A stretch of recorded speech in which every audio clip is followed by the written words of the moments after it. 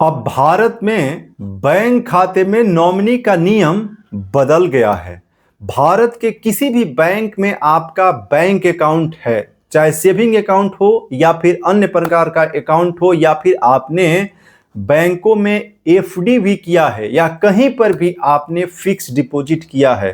तो वे पैसा अब पूरी तरीके से सिक्योर रखने के लिए बैंक खाते में नॉमिनी का नया नियम आपको अब समझना बहुत जरूरी है। नहीं तो आपका पैसा खतरे में पड़ सकता है। और भारत में ये जो आरबीआई के द्वारा पुराना बैंक खाते का जो नॉमिनी का नियम बदला गया है, वे नियम भी आरबीआई ने स्वयं इसको महसूस किया कि भारत में लाखों की संख्या में वैसे लोगों का पैसा आज भी बैंक खाते में पड़ा है, या फिर भारत में जब 2020 में कोरोना का महामारी आया और उस समय अननेचुरल तरीके से जो है बहुत सारे लोगों की जो डेथ हुई, और उसके बाद उनके खाते में जो लाखों रुपए करोड़ों रुपए पड़े रहे, और वे पैसे निकालने के लिए उनके परिवार के लोगों का पसीना छूट गया, और बहुत सारे लोग जो हैं उन्हीं का पैसा वे नहीं निकाल पाए। उसके बाद जो है भारत में आरबीआई को यह महसूस हुआ कि भारत में बैंक खाते में नॉमिनी का जो नियम है, इसमें बड़े बदलाव की जरूरत है। और उसके बाद भारत में आरबीआई के द्वारा बैंक खाते पर नया नॉमिनी का प्रस्ताव जो है भारत सरकार को दिया गया। और भारत सरकार ने 2024 में भारत के लोकसभा राज्यसभा में नॉमिनी को लेकर के जो नया रूल्स को लेकर नया प्रस्ताव जो है लोकसभा में लाया गया, और राज्यसभा और भारत के राष्ट्रपति के मुहर के बाद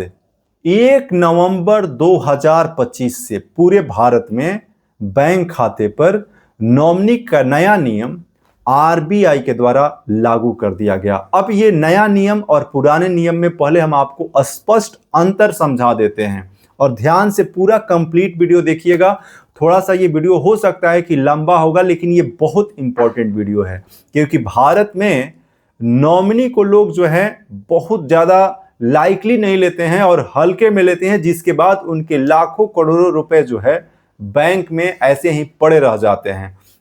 भारत में आरबीआई के एक आंकड़ा के अनुसार आज भी लगभग 76,000 करोड़ रुपए जो है भारत के अलग अलग बैंकों में पड़ा हुआ है, और ये अनक्लेम्ड राशि है। लोग इसको छोड़ दिए हैं कि ये पैसा निकालना बस की बात नहीं है। भारत में जब कोरोना आया उस समय लोग बैंक में गए कि उनके किसी परिवार की डेथ हो चुकी है, उनके जो वारिस थे वे बैंक गए कि मेरे ये परिवार के या मेरे माता पिता के या मेरे जो भी उनके जो रिश्तेदार थे उनका अकाउंट है, और उनके खाते में जो मौजूद राशि है उसको मुझे दिया जाए, हम उनके वारिस हैं, उनका नॉमिनी में नाम जो है खाते में मेरा दिया गया है। लेकिन बैंक ने पैसे देने से मना कर दिया, और बैंक ने कहा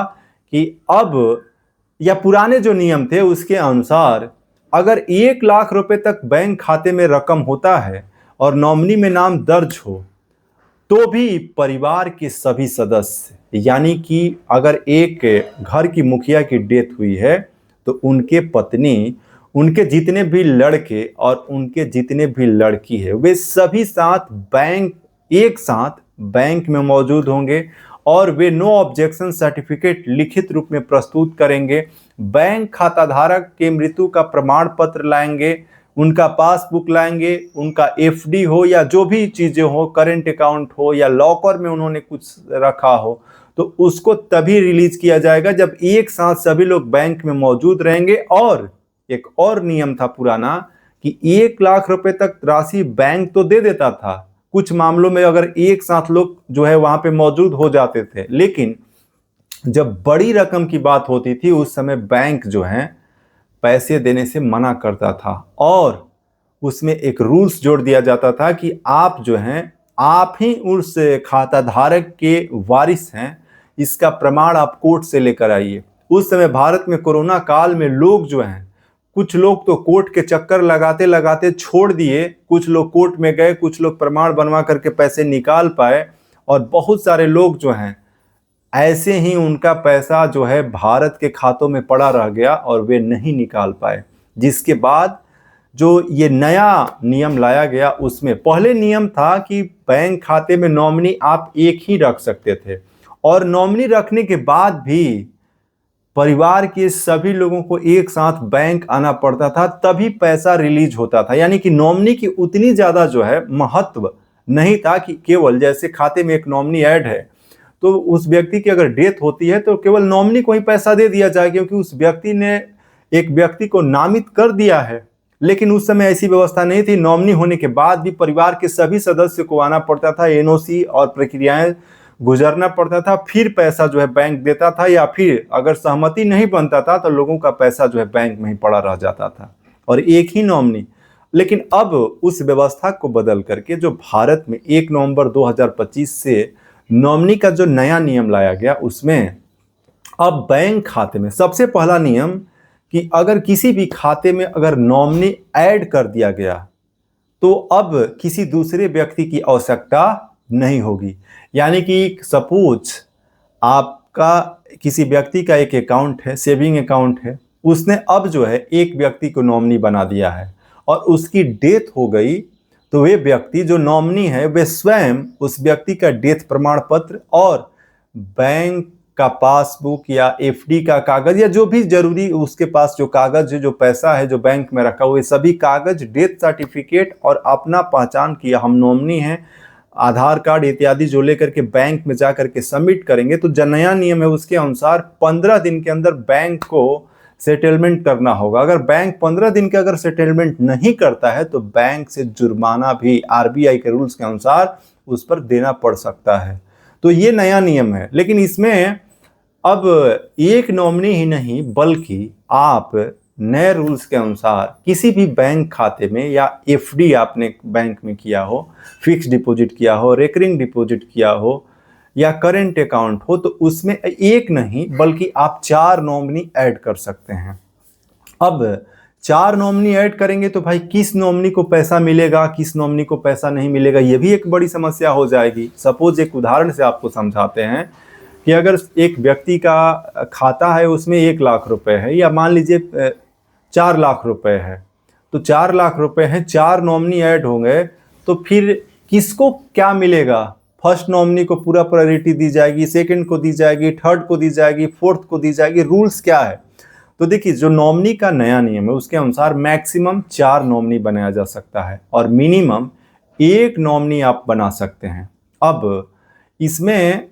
जो लॉकर है, जो लॉकर में गहने इत्यादि जो रखे जाते हैं, उसमें नॉमिनी की व्यवस्था अलग तरीके से नियम है। और जो एफडी है, यानी कि जहां पर प्योर धन राशि, पैसा को इन्वेस्ट किया गया है, एफडी किया गया है, चालू खाते में रखा गया है, बचत खाते में रखा गया है, वहां पर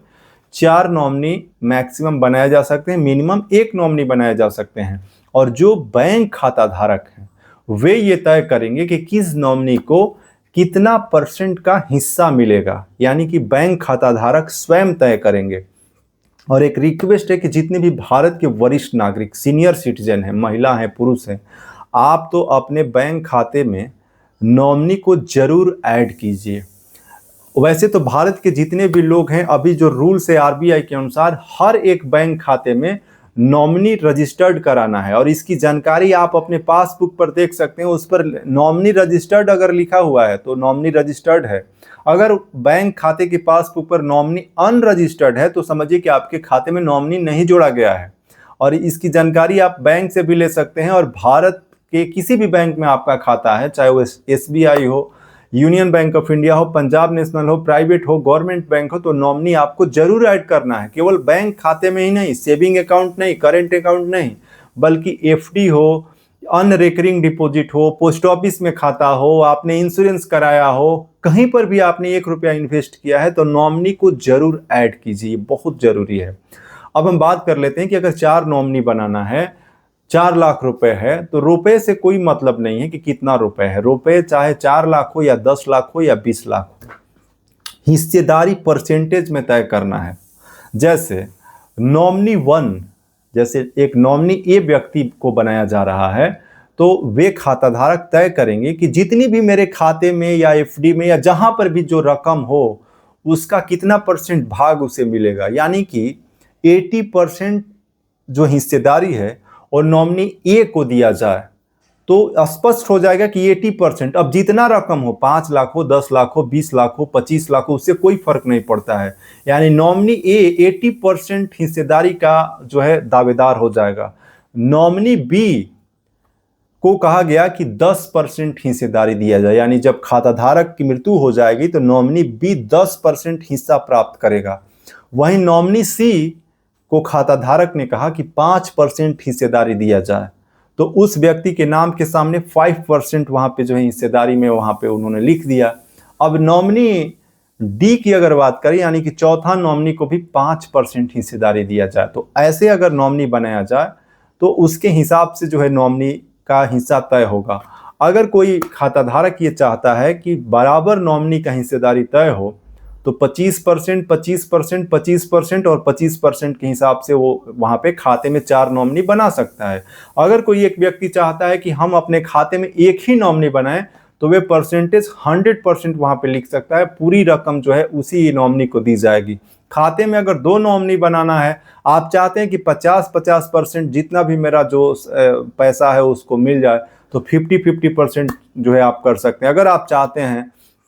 कि 3 नॉमिनी बनाएं, बराबर बराबर हिस्सेदारी दे, तो 33.33% के हिसाब से जो है आप नॉमिनी में वहां पे लिख सकते हैं और उस प्रकार से जो है नॉमिनी प्राप्त करेगा। और ये जरूरी है, और जब भी आप नॉमिनी ऐड करें तो उस समय ध्यान रखना है कि आपके नॉमिनी जो ऐड हो रहे हैं उनका नाम जो है आधार और पैन के अनुसार सही होना चाहिए, और जो उस व्यक्ति का खाता में नाम है वे भी सब कुछ सही हो, खाताधारक का, पिता का नाम, उसका डेट ऑफ बर्थ इत्यादि, ताकि किसी भी प्रकार की कोई छोटी मोटी त्रुटि भी ना हो कि भविष्य में जो है उसे पैसे प्राप्त करने में समस्या हो। और ये बहुत जरूरी है। तो ये तो हो गया बैंक खाते को लेकर। लेकिन अगर बैंक लॉकर में किसी ने गहना रखा हो, गोल्ड रखा हो, ज्वेलरी रखा हो, तो उसको कैसे जो है आखिर नॉमिनी जोड़ा जाएगा? क्योंकि उसमें तो जो है ज्वेलरी को तोड़ तोड़ करके जो है लोगों के बीच नहीं बांटा जाएगा। अगर नॉमिनी एक से अधिक 4 होते हैं तो वहां पर एक रूल है, गोल्ड में सक्सेसिव नॉमिनी का रूल है, जो आरबीआई का नया नियम है। उसमें अगर किसी व्यक्ति ने बैंक में ज्वेलरी रखा हो, लॉकर में कुछ रखा हो, तो सक्सेसिव नॉमिनी यानी कि फर्स्ट नॉमिनी की पूरी प्रायोरिटी होगी, और उसमें जितना भी नॉमिनी बनेगा, अगर फर्स्ट नॉमिनी पूरा जो है उसका अधिकार होगा कि वे लॉकर में रखे जो भी चीज़ है उसका पूर्ण अधिकार फर्स्ट सक्सेसिव नॉमिनी के अनुसार जो है उसको लागू होगा। वहीं अगर फर्स्ट नॉमिनी ना हो तो सेकंड नॉमिनी, अगर सेकंड नॉमिनी ना हो तो थर्ड नॉमिनी, थर्ड नॉमिनी ना हो तो फोर्थ नॉमिनी। इस प्रकार से जो है नॉमिनी पर लॉकर में सक्सेसिव रूल काम करेंगे। और इस प्रकार से 1 नवंबर 2025 से पूरे भारत में आरबीआई के द्वारा नॉमिनी का नया नियम लागू किया गया है। अभी तक आपने जो है अपने बैंक खाते में नॉमिनी ऐड नहीं किया है, तो ये बहुत ज़रूरी है कि आप अपने बैंक खाते में नॉमिनी को ऐड कर दीजिए, ताकि